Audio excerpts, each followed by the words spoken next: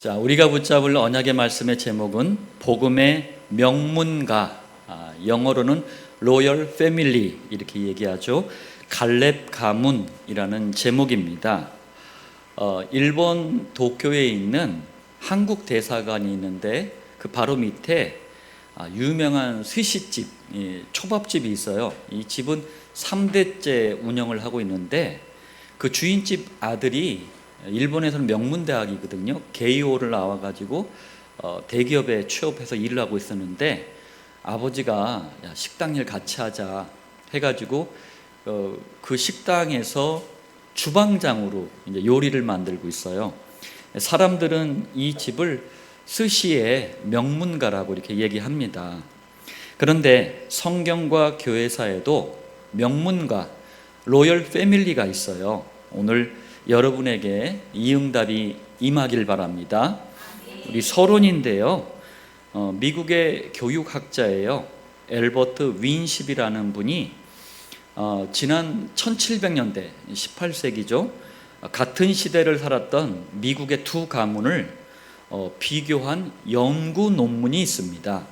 그걸 먼저 말씀드리면서 서론을 시작하겠습니다. 첫 번째, 한 가문은 미국 가문 중에서 가장 중요한 업적을 남긴 조나단 에드워즈라는 분의 가문이고, 또 한 분은 같은 시대를 살았던 맥스 주크라는 분의 가문이에요. 근데 이 두 분에게 가장 중요한 차이는 뭐냐면, 조나단 에드워즈는 그리스도를 믿는 분이었고 맥스 주크라는 분은 하나님을 떠난 분이었어요. 두 번째, 그 연구 논문에 보니까 이 두 사람의 가문과 후손이 어떻게 됐는가를 조사해 가지고 통계를 냈더라고요.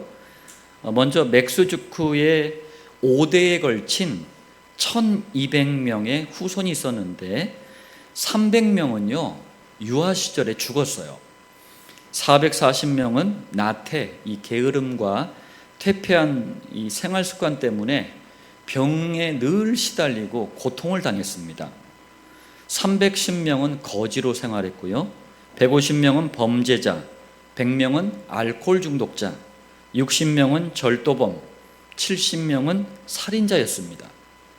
이들 중에 40명의 여자들은 몸을 파는 창녀였어요. 단 20명만 기술을 이렇게 배웠는데 그 기술을 어디서 배웠냐면 감옥에서 배웠어요. 교도소에서 직업 재활 훈련하거든요. 10명은 감옥에서 기술을 배웠다고 합니다. 반면에 조나단 에드워즈의 후손은 1390명이 있었는데 그때 당시에 대학을 간다는 게 참 어려운 시절이었는데 대학을 졸업한 사람이 285명이었고 이들 중에서 13명의 대학 총장, 65명의 교수, 56명의 의사, 이게 대단한 사람들이 나왔어요. 그리고 목사, 신학자, 선교사가 100여 명, 변호사가 100명, 판사가 39명이 나왔습니다. 또 이 정도가 아닙니다. 부통령이 1명, 상원의원 3명, 주지사 3명, 시장 3명, 군대 장교 75명, 작가 60명, 철도회사 책임자 50명, 또 금융기관장, 국회의원, 외교관 등등등 아주 그 시대에 영향을 주는 여러 명들이 이 가문에서 배출이 됐다고 합니다. 여러분 들으시면서 오해는 없길 바랍니다. 제가 지금 세상 기준으로 누가 잘났냐, 누가 못났냐 이 얘기를 하는 게 아니에요. 당대가 그리스도를 제대로 깨닫고 누리고 전했더니 후대에게 그 영향이 다 간 거예요. 우리는 우리만 살고 끝나는 게 아닙니다. 우리를 통해 나와 있는 후대가 있어요. 이 후대는 또 그 다음 세대를 또 이어갈 겁니다. 오늘 내가 발견, 고백, 체험, 누림, 증거하는 이 복음이 그루터기들에게 반드시 축복으로 전달된다는 사실을 여러분들 꼭 명심하시길 바랍니다. 아까 제가 좀 전에 얘기했지만 오늘은 그루터기 헌신 예배예요. 여호수아서 15장은요 모든 성도뿐만 아니라 그루터기들이 붙잡아야 될 메시지가 들어있어요. 말씀 받는 여러분에게 다시 한번 복음의 명문가를 이루는 응답이 있기를 예수님의 이름으로 축복합니다. 자, 본론 첫 번째인데요. 여호수아서 15장에 복음의 명문가를 이룬 갈렙 가문이 소개가 돼 있어요.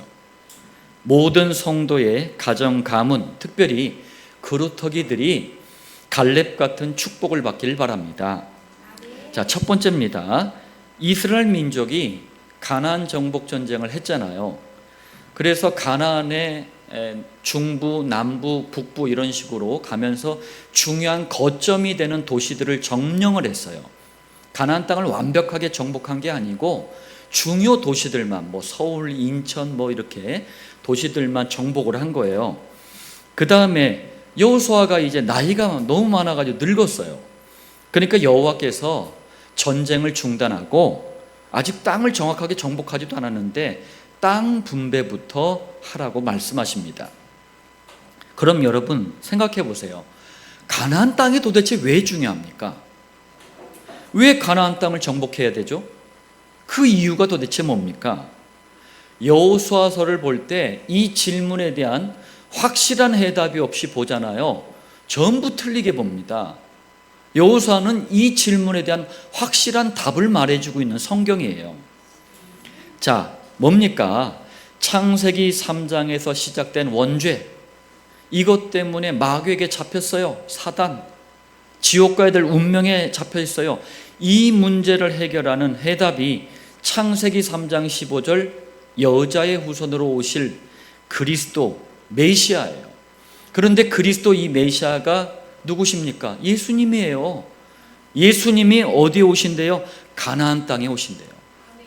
지금 한창 전쟁 중인 이스라엘에 오신다는 얘기예요. 자, 여호와 하나님께서 이걸 직접 언약, 약속하셨기 때문에 가나안 땅이 중요한 거예요. 가나안 땅을 반드시 정복해야 되는 거예요. 여호와의 관심이 예수님 오실 때까지는 여기에 향해 있는 거예요. 여호와의 언약은 시간표를 따라 반드시 성취가 됩니다. 자, 그런데 두 번째예요. 가나안 땅 이 기업을 분배할 때 가장 먼저 누구에게 분배를 했어요? 유다 지파. 유다 지파 중에서도 45년 동안 언약을 간직했던 갈렙 가정 가문이 제일 먼저 가나안 남쪽 지역인 헤브론을 분배를 받습니다.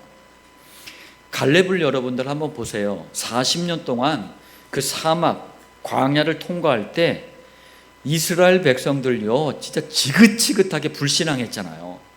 그런데 단 한 번도 여기에 휩쓸리거나 언약을 놓친 적이 없어요. 또 가나안 땅에 들어와서는 5년 동안 그 정신없는 정복 전쟁을 했잖아요. 단 한 번도 언약을 놓치지 않았어요. 갈렙은 지난 45년 동안 이 언약을 한처럼 붙잡은 거예요. 나머지 유다 지파도 헤브론을 중심으로 네게부, 이제 지금은 네게부인데 성경에는 네겝이라고 돼 있어요. 네겝 지역, 이게 가나안 남쪽 지역입니다. 여기를 분배를 받습니다.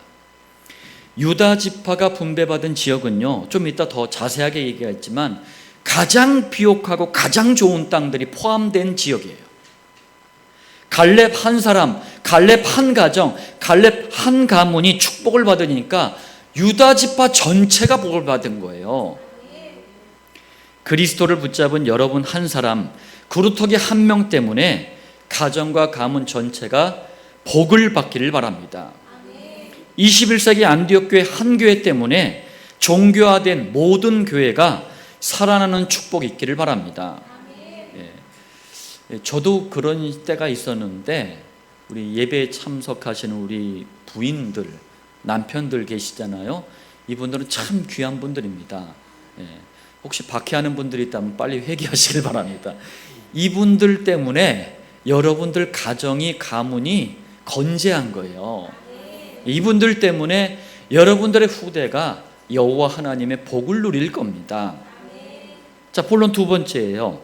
유다 지파가 분배받은 이 기업, 땅에 대해서 살펴보겠습니다.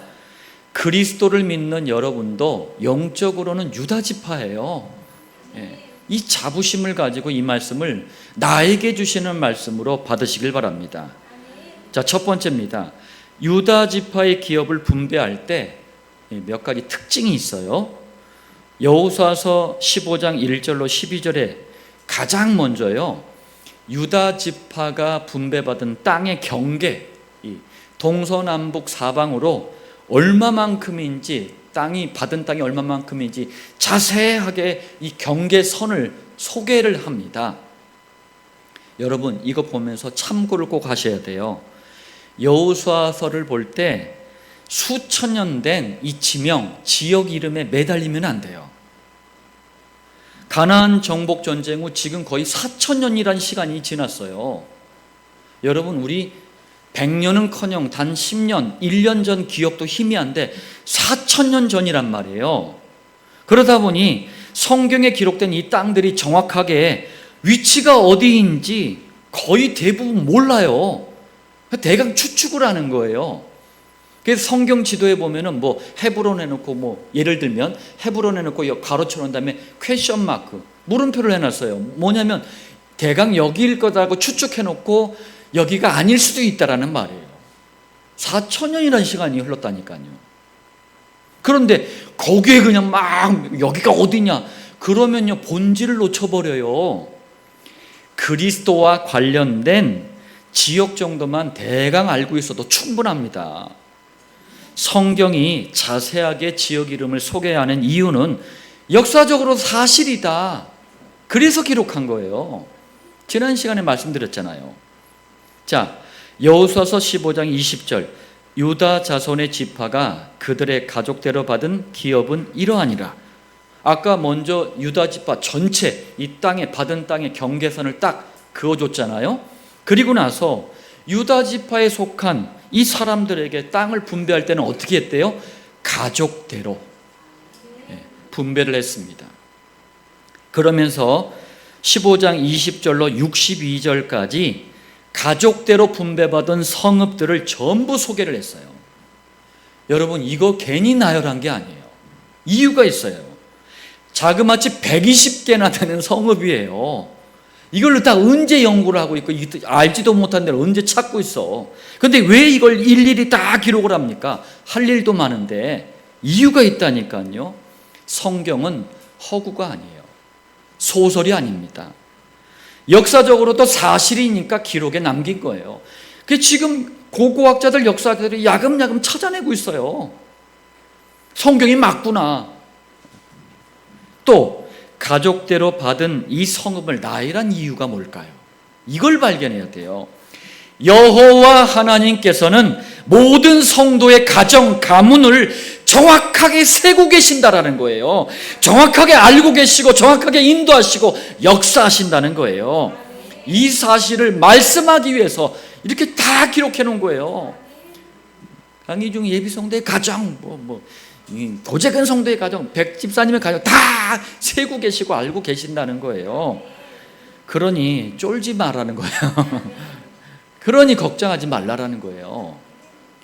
성도로 부름받은 모든 성도의 가정, 가문에는 여호와께서 주신 사명이 있다는 거예요. 자, 여호수아서 15장 1절에 유다 자손의 지파가 그들의 가족대로 제비 뽑은, 이렇게 말씀하셔요. 가족대로 분배할 때도 어떻게 했대요? 제비를 뽑은 거예요. 요즘 말로 사다리 타기 한 거예요. 왜죠? 잠언서 16장 33절, 우리 지난 시간에 봤습니다. 제비는 사람이 뽑으나, 맞아요, 우리가 뽑았잖아요. 모든 일을 작정하기는, 모든 일을 결정하기는 여호와께 있느니라. 사람들이 모여서 공정하게 제비를 뽑았지만 모든 결정은 여호와께서 하시는 거예요. 다시 말하면 여호와 하나님께서 가정과 가문의 오늘과 내일, 미래 이거 책임지고 계시니까 우리는 뭐라고요? 맡기라는 거예요. 두 번째입니다. 유다 지파는 아까 얘기했죠. 가장 넓고 가장 비옥한 땅, 가장 기름진 땅이에요. 이 땅에 포함된 지역을 분배받았어요. 참고로 므낫세 지파가 있잖아요. 므낫세 반 지파는 요동 동편에서 땅을 분배를 받았어요. 나머지 므낫세 반 지파는 가나안 땅을 분배를 받았어요. 그러니까 두 개를 딱 합치면은 상당히 넓은 땅이에요. 그런데 가나안 땅만 가지고 비교할 때는 가장 넓은 땅을 유다 지파가 받습니다. 그렇다면 유다 지파가 가장 넓고 좋은 땅을 분배받은 이유가 뭘까요? 이 말은 우리 성도와 그루터기가 가장 시대적인 축복을 받아야 될 이유가 뭘까요? 이 말하고 똑같은 말이에요. 이스라엘 사회는 장자, 맏아들을 장자라고 하잖아요. 장자가 뭐든지 두 배의 축복을 차지합니다. 그런데 여러분 생각해 보세요. 유다는 야곱의 넷째 아들이에요. 그러면 장자가 아니잖아요. 그런데도 가장 넓고 가장 좋은 땅을 분배받은 이유가 도대체 뭐냐고요. 창세기 3장 15절, 여자의 후손으로 오실 메시아 그리스도의 계보라는 말은 족보, 혈통이라 그래요. 이걸 이어갈 영적인 장자 지파이기 때문에 가장 넓고 가장 비옥한 땅을 차지한 거예요. 좀 더 설명하면 가나안 땅을 분배하기 500년 전입니다. 500년 전에 곧 12지파를 이루게 될 사람들이 12아들이에요. 야곱이 낳은. 근데 이 야곱이 죽기 전에 12아들을 불러가지고 축복합니다. 이 축복은 어떤 축복이냐? 야곱이 그냥 죽게 됐으니까 떠드는 그런 말이 아니라 여호와 하나님을 대신해서 말한 예언적이고 언약적인 축복이에요. 12아들이요, 각자 가진 믿음의 그릇을 따라서 어떤 축복을 받았는지 언약으로 기록을 딱 해놨어요.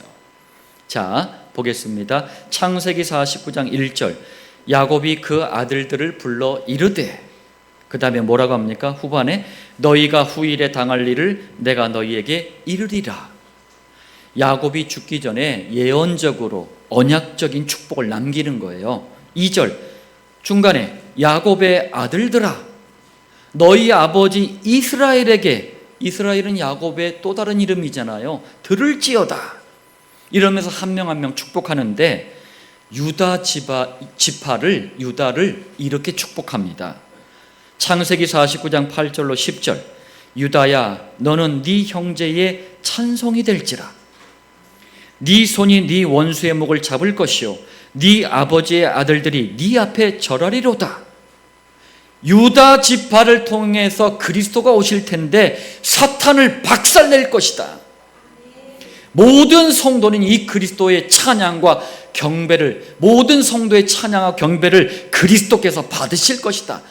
이 말씀이에요. 이게 또 유다는 사자 새끼로다. 내 아들아 너는 움킨 것을 찢고 올라갔도다. 그가 엎드리고 웅크림이 숫사자 같고 암사자 같으니 누가 그를 범할 수 있으랴. 동물의 왕이라고 하는 사자를 비유했어요. 왜요? 그리스도께서는 장차 사탄과 모든 이 원수를 박살내실 만왕의 왕으로 오실 거다. 이걸 미리 예언을 해주신 거예요. 자, 그리고 규가 유다를 떠나지 아니하며, 규라는 게 뭐냐면은 왕이 이게 잡고 있는 작은 지팡이를 얘기하는 거예요. 다른 말로 홀이라고도 합니다. 홀, 지팡이 홀자 써가지고. 자, 통치자의 지팡이가 그 발 사이에서 떠나지 아니하기를 실로가 오시기까지 이르리니. 실로는요, 나중에 지역 이름도 나오지만 여기선 지역 이름이 아니고 그리스도를 표현하는 단어예요. 그에게 모든 백성이 복종하리로다. 한마디로 오실 그리스도의 혈통을 이어갈 영적인 장자권이 유다 지파에게 넘어간다는 말씀이에요. 그래서 제가 아까 그런 거예요. 여러분도 영적으로 동일한 유다 지파예요. 다시 말하면 유다 지파 후손의 혈통을 따라 창세기 3장 15절의 주인공이시고 만왕의 왕이신 그리스도께서 오신다는 말씀이에요. 유다 지파가 이 축복을 뭘로 받은 거예요? 언약, 약속으로 받은 거예요.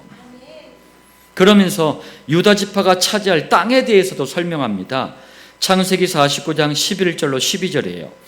그의 나귀를 포도나무에 매며 그의 암나귀 새끼를 아름다운 포도나무에 맬 것이며 또 그 옷을 포도주에 빨며 그의 복장을, 옷이죠, 포도즙에 빨리로다. 그의 눈은 포도주로 인하여 붉겠고 그의 이는 우유로 말미암아 희리로다. 뭔 말씀입니까? 포도주와 우유가 나오는데요, 이 두 가지는 경제, 부유함, 부 있잖아요, 부, 그 풍성함의 상징이에요. 특히 평화를 상징하는 동물이 나귀입니다. 나귀도 등장을 했는데 여기 보니까 나귀는 잡목이라 그래가지고 아무나무에 대강 메어놓거든요. 근데 부유함을 상징하는 포도나무에 메었대요. 왜? 포도나무가 너무 흔했어. 그러니까 굉장한 물질적인 복도 누린 거예요. 또 그때 당시만 해도 우유가 귀했어요. 근데 이 치아가 휘어질 정도로 우유를 마셨대요. 얼마나 잘 산 거야 도대체. 유다 지파가 받을 땅은 너무나 풍요롭고 풍성하고 평화와 축복이 넘친다는 말씀이에요. 우리 그리스도께서 여러분들에게 이 축복을 주실 것입니다. 500년 전에 야곱이 여호와께서 이 말씀하신 것을 받아가지고 유다 지파에게 예언적으로, 언약적으로 이 말씀을 남긴 거예요. 그런데 왜 이렇게 유다 지파만 특별합니까? 차별합니까? 다시 한번 강조합니다.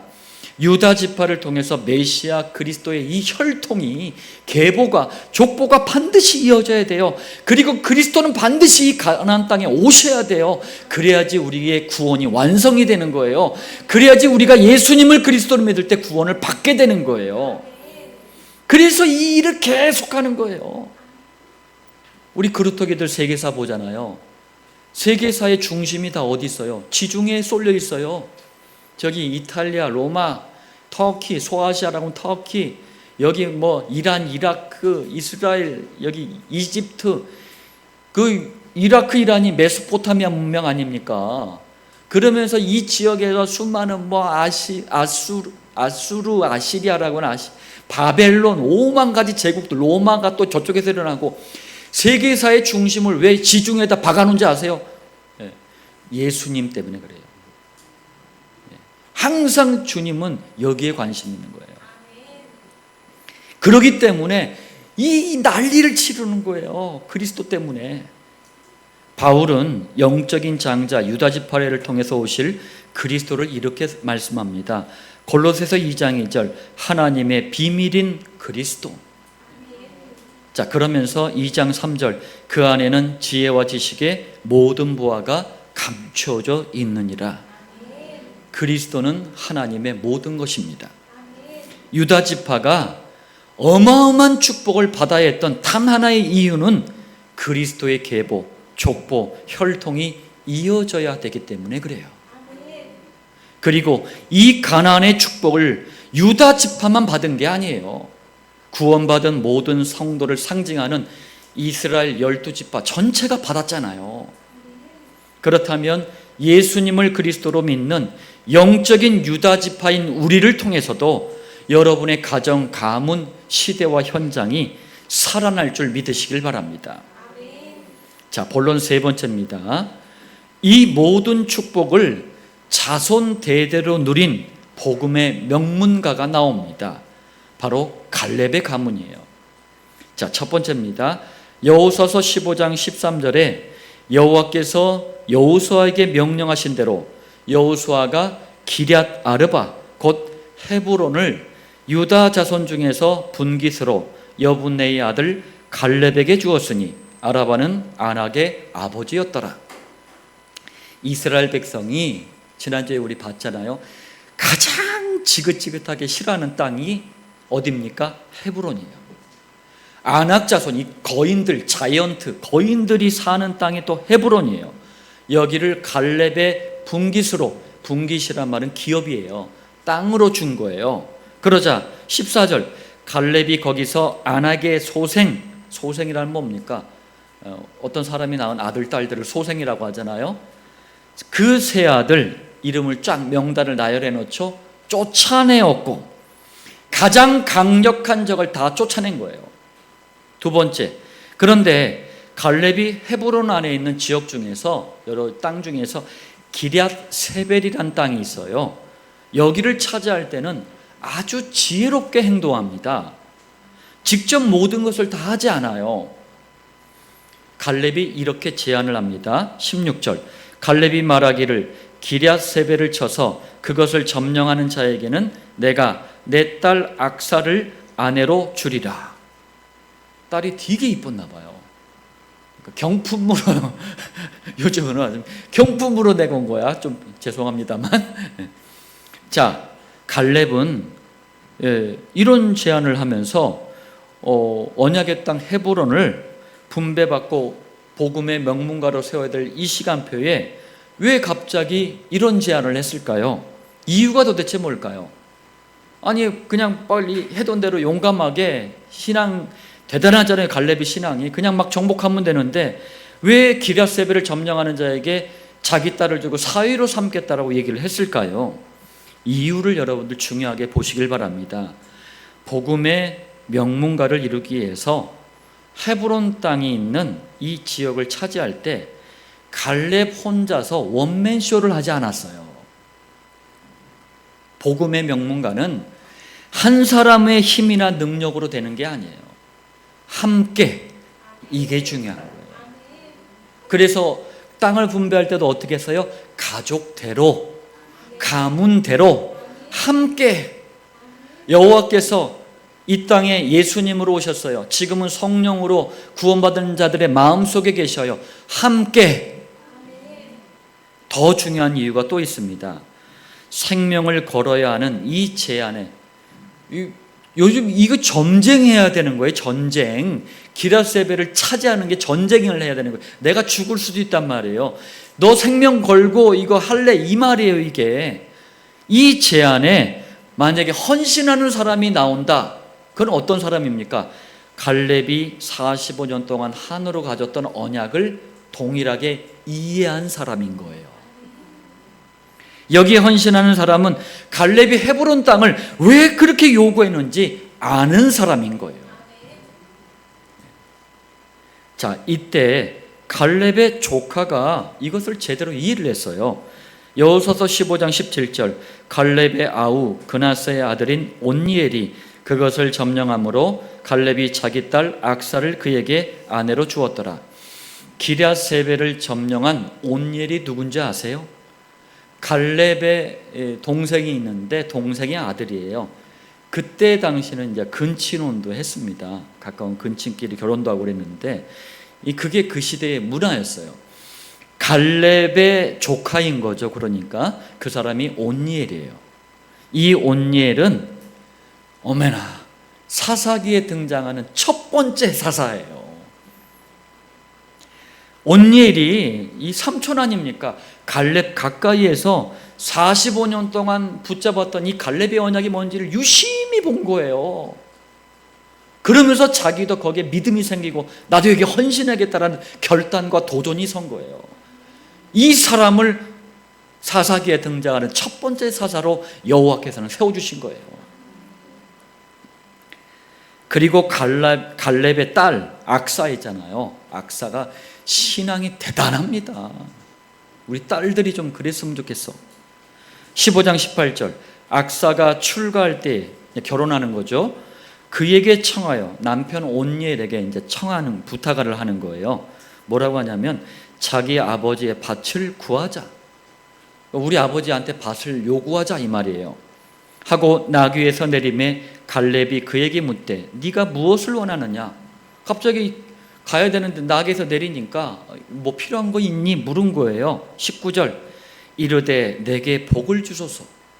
아버지께서 나를 네겝 땅으로 보내시오니, 이 네겝 땅에 헤브론도 있다니까요.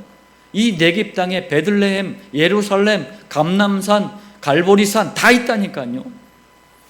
자, 샘물도 내게 주소서 하매 갈렙이 윗샘과 아랫샘을 그에게 주었더라. 그때 당시에는 물이 너무나 귀했어요.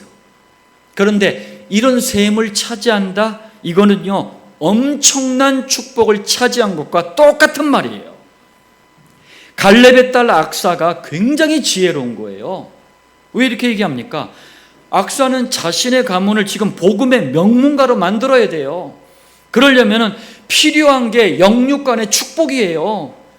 이걸 담대하게 아버지에게 요구한 거예요. 근데 갈렙도 이걸 이해하고 기쁨으로 흔쾌하게 다 줘버려요.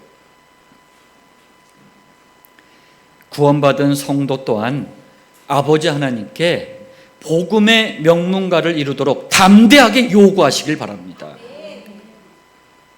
여러분들 의미들을 잘 깨달으세요. 훗날 온니엘과 악사 이 가정이 어떻게 되는지 한번 보겠습니다. 여호수아가 24장에 보면 이제 죽어요. 죽고 난 후에 이스라엘 백성이 하여튼 복음을 놓치면 어쩔 수가 없어요. 자기 마음대로 제멋대로 막 해버려. 엉망이 돼버려요. 그러니까 여호와께서는 이것들 또 정신 못 차리는구나 해가지고 메소보다미아라고 되어 있는데 메소포타미아예요. 메소보다미아 왕 구산 리사다임을 움직입니다. 그래 이스라엘을 막 공격하면서 괴롭혀요. 그러자 이스라엘 백성이 여호와께 회개합니다. 우리가 자꾸 그래. 좀 잘 나가면은 그냥 자기가 따라 나요. 좀 못 나가면 주여 찌그러지고 맨날 이래. 자, 이때 여호와께서는 이스라엘 백성이 당한 고난에서 구원하시려고 그리스도를 예표라는 말이 미리 보여주는 거예요. 확실하게 그리스도를 예표하는 사사를 세웁니다. 사사가 하는 일 역할이 그리스도의 일이에요. 사사기 3장 9절 이스라엘 자손이 여호와께 부르짖음에 여호와께서 이스라엘 자손을 위하여 한 구원자를 세워 그들을 구원하게 하시니 그는 곧 누구라고요? 갈렙의 아우 그나스의 아들 온니엘이라. 갈렙의 조카인 온니엘이 첫 번째 사사가 됩니다. 여호수아가 죽고 난 다음 모든 권력을 이어받는 제1대 사사가 된 거예요. 그리고 3장 10절 여호와의 영이 성령님이죠. 그에게 임하셨으므로 그때는 왔다 갔다 하는 거예요. 들락날락 하는 거예요. 지금은 영원히 우리 마음속에 함께 그가 이스라엘의 사사가 되어 나가서 싸울 때에 여호와께서 메소보다미아 왕 구산 리사다임을 그의 손에 넘겨주심에 온니엘의 손이 구산 리사다임을 이기니라. 11절 그 땅이 평온한지 복음의 명문가가 일어나야 됩니다. 그래야지 이 험난한 이 시대와 현장이 평안해져요. 40년에 그나스의 아들 온니엘이 죽었더라. 온니엘이요 40년 동안 사사가 돼서 모든 이스라엘을 다스린 거예요. 정말 복음의 명문가가 아닐 수 없어요. 우리 그루터기들도 모두가 각자에게 주신 달란트가 있어요. 달란트를 빨리 찾아내야 돼요. 그리고 기업이 있습니다. 이 기업을 따라서 이런 복음의 명문가를 이루는 그루터기들이 되기를 축복합니다. 일본 얘기 한 번 더 하겠습니다. 일본에 교토라는 지역이 있는데 교토 지역 상인을 천년상인이라고 불러요. 천년상인. 왜 그러냐면 실제로 교토에는 1000년 이상 된 가게가 6개가 있어요. 1000년 이상 된 가게가. 그리고 200년 된 이상 가게는요 자그마치 1600개가 있어요. 모두 상업의 명문가예요. 여러분은 그리스도 때문에 자자손손 사람을 살리는 복음의 명문가들이 되시길 바랍니다.